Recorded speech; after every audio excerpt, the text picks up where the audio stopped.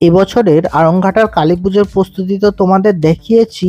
তো আজ তোমাদের দেখাবো আড়ংঘাটার কালীপুজো প্রস্তুতি পর্বে যেসব প্যান্ডেলগুলো দেখিয়েছিলাম তৈরি হচ্ছে, সেইগুলো তৈরি হয়ে গেছে। তো আজ আমরা চলেছি, কিন্তু আজ আমরা বাহনে চড়ে না, আজ আমরা ট্রেনে চড়ে চলেছি। কারণ বেলার দিকে ওখানে বাইক গাড়ি সবকিছুরই নো এন্ট্রি হয়ে যায়, তাই আমরা আজ চলে এসেছি ট্রেনে। আর এই দেখো আড়ংঘাটা স্টেশন পৌঁছেও গেছি। আমরা একটু বেলার দিকেই, মানে একটু দুপুর বেলার দিকেই এসছিলাম, কারণ তোমরা তো জানোই সন্ধ্যেবেলার থেকে ওইখানে কিরকম ভিড় হয়। তো দেখো হাঁটতে হাঁটতে আমরা চলে আসলাম আগে ইয়ংসের মাঠে। আর এই দেখো ইয়ংসের মাঠে এখনই লোকজন মোটামুটি রয়েছে। প্রথমে আমরা ইয়ংস্টার ক্লাবের প্যান্ডেলে ঢুকছি, যেখানে তৈরি করা হয়েছে 1,00,000 ব্লেড দিয়ে প্রতিমা। আর আজকে আমরা এখানে অনেকক্ষণই ছিলাম, সো রাতের দৃশ্য তোমাদের দেখাবো, মানে রাতের লাইটিংটাও তোমাদের দেখাবো।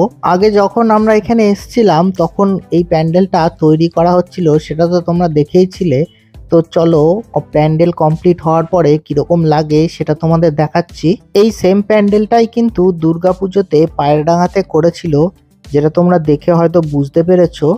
আর এবার চলো তোমাদের নিয়ে যাচ্ছি যেখানে তৈরি করা হয়েছে 1,00,000 ব্লেড দিয়ে প্রতিমা। এই দেখো সামনে এখন দিনের বেলাতেই দেখো কত ভিড় রয়েছে, আর রাতের বেলা এখানে কিরকম ভিড় হবে সেটা তো তোমরা ভাবতেই পারছো। এবার চলো তোমাদের এই প্রতিমাটা জুম করে দেখাচ্ছি, তাহলে বুঝতে পারবে। এই দেখো কালী প্রতিমাটা পুরোপুরি ব্লেড দিয়েই তৈরি করা, সত্যি এটাকে নিখুঁতভাবেই তৈরি করা হয়েছে। তো চলো এবার যাচ্ছি ইয়ংসের মাঠের আরেকটা প্যান্ডেলে। এই দেখো সামনে প্যান্ডেলটা পুরো মন্দির টাইপের তৈরি করা হয়েছে, আর এই প্যান্ডেলটা তৈরি করা হয়েছে শোলা দিয়ে, সেটা তোমরা হয়তো দেখে বুঝতেই পারছো। তো চলো এবার ভেতরে ঢুকে দেখি কেমন হয়েছে। কারণ গতবার যখন এসছিলাম, মানে আগে যখন তোমাদের দেখিয়েছিলাম, তখন এই প্যান্ডেলটা কমপ্লিট হয়নি বলে ভেতরে ঢুকতে পারিনি। তো চলো এর ভেতরে ঢুকে দেখি প্যান্ডেলটা কেমন ভাবে তৈরি করা হয়েছে। প্যান্ডেলের ওপরেই দেখতে পাচ্ছ লেখা হয়েছে পুষ্পক বলে। আর এই দেখো আমরা আস্তে আস্তে প্যান্ডেলের ভেতরে ঢুকে গেছি, আর প্যান্ডেলের ভেতরের ভিউটা তোমাদের ভালো করে দেখাচ্ছি। দিনের বেলা হলেও প্যান্ডেলের ভেতরে কিন্তু লাইট অলরেডি জ্বালানো হয়ে গেছে। এবার তোমাদের এই প্যান্ডেলের সিলিংটা আর চারপাশটা একবার ঘুরিয়ে দেখাচ্ছি। সামনে যে ছোট্ট প্রতিমাটা তোমরা দেখতে পাচ্ছ, এটাকেই পুজো করা হয়েছে। এবার চলো তোমাদের এর পাশে আরেকটা প্যান্ডেলে নিয়ে যাচ্ছি, যেটাতেও আমরা গতবার এসে, মানে গতদিন এসে ঢুকতে পারিনি। এই প্যান্ডেলটার ভেতরটা তোমাদের দেখাচ্ছি, মানে সত্যি কি বলবো, অসাধারণ লাগবে।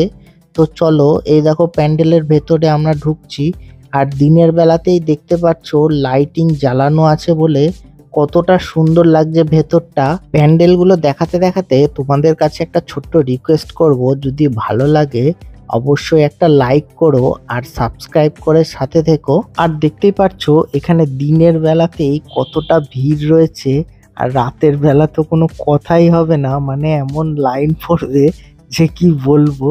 সেটাও তোমাদের দেখাবো, কারণ আমরা এখানে অনেকক্ষণ পর্যন্ত ছিলাম, আর কতটা লাইন পড়েছে সেটাও তোমাদের দেখাবো। আর এই দেখো হাঁটতে হাঁটতে আমরা চলে আসলাম প্রতিমার একদম সামনে।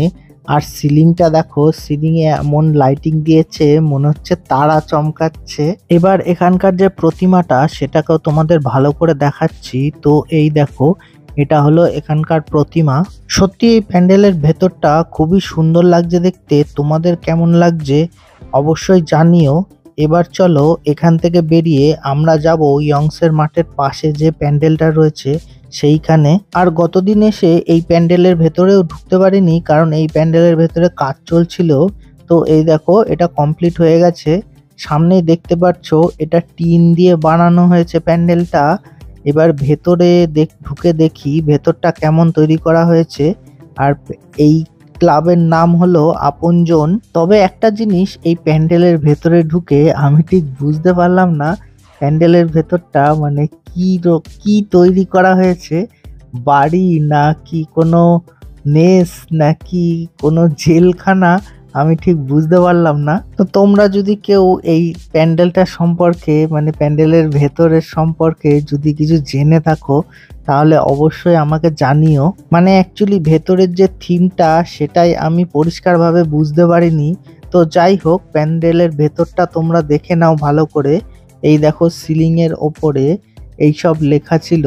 এবার চলো সাইডে গিয়ে আরেকটু এগোলেই এইখানেও আরেকটা ঘর টাইপের করা হয়েছে, তো সেটাও তোমাদের দেখাচ্ছি।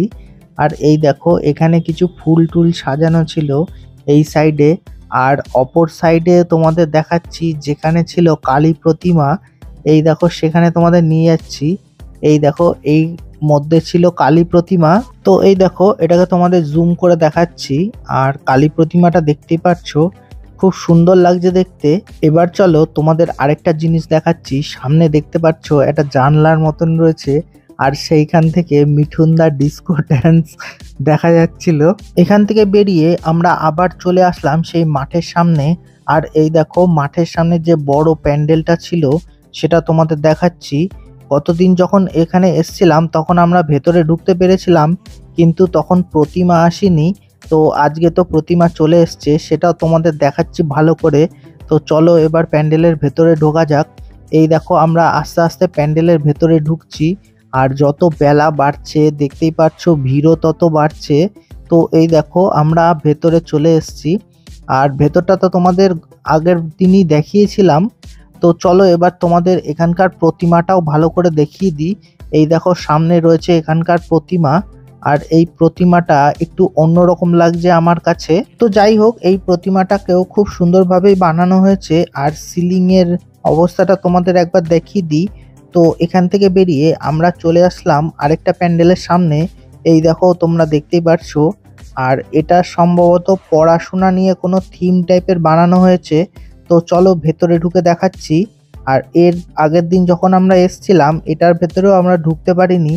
আর চারিদিকে দেখো বই পড়া নিয়ে বিভিন্ন ধরনের ছোট ছোট সব থিম টাইপের করা হয়েছে। এই প্যান্ডেলের ওপরের সিলিং এ দেখতে পাচ্ছ ইতিহাস, ভূগোল, বিটেক এই সমস্ত জিনিস লেখা ছিল। আর এইটার ভেতরে দেখো মানে পড়াশোনা নিয়েই পুরো থিমটা বানানো হয়েছে বুঝতে পারছি। তো চলো এবার এখানকার প্রতিমাটাও তোমাদের দেখিয়ে দিই। আর সামনেই দেখতে পাচ্ছ রয়েছে প্রতিমা। তবে এখনই দেখো ভালোই ভিড় হয়ে গেছে। আর ভলেন্টিয়াররা বাঁশি বাজাতেও শুরু করে দিয়েছে, মানে বেশিক্ষণ দাঁড়াতে দেবে না। তাও তোমাদের সামনে গিয়ে প্রতিমাটা দেখিয়ে দিচ্ছি। এই দেখো এটা হলো এখানকার প্রতিমা। এবার আমরা এখান থেকে বেরিয়ে চলে যাব সোজা শতদল ক্লাবের প্যান্ডেলের সামনে। আর এই দেখো আমরা আস্তে আস্তে চলে আসলাম শতদল ক্লাবের প্যান্ডেলের সামনে। তা দেখতে পাচ্ছ এখন দিনের বেলাতেই এখানে লাইন করে দিয়েছে। লাইনটা তোমরা দেখো একবার, মানে কি বলবো, আমরাও লাইনে দাঁড়িয়ে পড়লাম। মানে দিনের বেলা এরকম লাইন করানোর কোনো মানে হয় আমি তো বুঝতে পারছি না। তো যাই হোক লাইনে দাঁড়িয়ে পড়ার পর আমরা আস্তে আস্তে এগোলাম। আর লাইন ছাড়ার পরে আমরা ভেতরেও ঢুকে পড়েছি। গতদিন এসে তো তোমাদের এই ভেতরটাও ভালো করে দেখিয়েছিলাম, তবে এই প্যান্ডেলের প্রতিমাটা আসেনি। সেই প্রতিমাটা তোমাদের এবার দেখাচ্ছি। এবার দেখো দিনের বেলাতে এরকম লাইন করে দিয়েছে, তো রাতের বেলায় কি হবে জাস্ট ভাবো একবার। তো যাই হোক আমরা আস্তে আস্তে চলে আসলাম প্যান্ডেলের একদম ভেতরে। আর লাইটিং গুলো জ্বালিয়ে দেওয়ার ফলে সিলিংটা দেখো মানে সত্যি খুব সুন্দর লাগছে দেখতে। এবার চলো এখানকার প্রতিমাটাও তোমাদের ভালো করে দেখিয়ে নিয়ে আসি, কারণ প্রতিমাটা গতদিন দেখানো হয়নি। আর চারপাশের থিমটা তো তোমাদের দেখিয়েই দিচ্ছি। এই দেখো এটা হলো এখানকার প্রতিমা। এবার এর পাশেই ছিল গোল্ডেন টাচের প্যান্ডেল, কিন্তু সেইখানে মানে এমন লাইন করিয়ে দিয়েছে কি বলবো। আর একটা দুটো করে লোক ঢোকাচ্ছে, সেই স্টেশন অবধি লাইন চলে গেছে, সেই জন্য আর ওখানে দাঁড়ায়নি। আমরা ওখান থেকে বেরিয়ে চলে আসলাম একটু এগিয়ে, দেখি এই জায়গাটা নতুন একটা পুজো হয়েছে সেটা তোমাদের দেখানোর জন্য। আর এইখানে দেখতেই পাচ্ছ ছোটখাটো একটা দীঘার জগন্নাথ মন্দিরের মতন তৈরি করা হয়েছে। আর এই দেখো আমরা আস্তে আস্তে ভেতরেও ঢুকে গেছি। আর ভেতরের থিমটাও তোমাদের দেখিয়ে দিই। এই দেখো এটা হলো এই প্যান্ডেলের ভেতরের থিমটা। আর সামনে যে ছোট্ট প্রতিমাটা দেখতে পাচ্ছ ডান দিকে, সেখানেই পুজো করা হয়েছিল। এবার চলো এখান থেকে এগিয়ে গিয়ে তোমাদের দেখাচ্ছি এইখানে তৈরি করা হয়েছিল ছোটখাটো জগন্নাথ, বলরাম, সুভদ্রার একটা মূর্তি। আর এবার চলো এখান থেকে বেরিয়ে আমরা যাব একটু মেলা ঘুরতে, কারণ মেলাও অনেক জিনিস বসেছে। আর ম্যাডাম তো দেখতেই পাচ্ছ আগে আগে চলে গেছে মেলা সব জিনিস দেখার জন্য। ঘুরতে ঘুরতে দেখো চারিদিকে অন্ধকারও হয়ে গেছে। আর এবার চলো প্যান্ডেলের লাইটিং গুলো তোমাদের দেখিয়ে দেব। তবে তার আগে কয়েকটা দোকান তোমাদের ঘুরিয়ে দিই। যেমন ধরো এইখানে বিভিন্ন ধরনের জুয়েলারি সেটের দোকান বসেছিল। আর তাছাড়াও মেলার মধ্যে ছিল প্রচুর হরেক মালের দোকান। যেমন ধরো এইখানে পাওয়া ছিল বিভিন্ন ধরনের জিনিস। আর এবার চলো মেলার মাঠে আমরা চলে এসেছি। আর দেখতেই পাচ্ছ চারিদিকে লাইটিং জ্বালানো হয়ে গেছে। আর এইখানে দেখতে পাচ্ছ বড়দের জন্য রাইড ছিল। আর রাইডটাতে লাইটিং এর জন্য সত্যি খুব সুন্দর লাগছে দেখতে। এই সাইড দিয়ে গেলে তো পুরো একদম সব খাবারের স্টল রয়েছে। আর সামনেই দেখতে পাচ্ছ যে বড় প্যান্ডেলটা থেকে আমরা ঘুরে আসলাম, সেটা লাইটিং জ্বালিয়ে দিয়েছে বলে কি সুন্দর লাগছে দেখতে। তবে এইখানে ঢোকার এখন উপায় নেই, কারণ এইখানে লম্বা লাইন পড়ে গেছে। এই দেখো লাইনটা তোমাদের দেখাচ্ছি। এই সোজা গিয়ে ঘুরে ওই দিক দিয়ে গিয়ে ওই প্যান্ডেলে উঠবে। মানে এইখানে লাইন দিলে তোমরা বুঝতে পারবে না যে এটা কোন প্যান্ডেলের লাইন। কিন্তু একটা না একটা প্যান্ডেলে তোমরা নিশ্চয়ই পৌঁছাবা, কিন্তু কখন পৌঁছাবা সেটা বলাটা মুশকিল। এবার যে যে প্যান্ডেলগুলোতে আমরা ঢুকেছিলাম সেই প্যান্ডেলগুলোর লাইটিংও তোমাদের দেখিয়ে দিচ্ছি। আর মাঠে ভিড় দেখতে পাচ্ছো, মানে এটা সন্ধেবেলা, জাস্ট সন্ধে হলো আর ভিড়টা দেখো। এই দেখো এটা হলো সেই মানে ব্লেডের প্যান্ডেলটা, যেটা লাইটিং জ্বালিয়ে দেখতে পাচ্ছো কিরকম লাগছে। কিন্তু এখানে ঢোকার উপায় নেই একদমই। লাইনগুলো একদম মাঠ থেকে বেরিয়ে রাস্তা ছাড়িয়ে চলে গেছে। লাইন দিলে যে কখন দেখতে পারবা তার নেই ঠিক। এই দেখো এটা হলো সেই শতদল ক্লাবের প্যান্ডেল।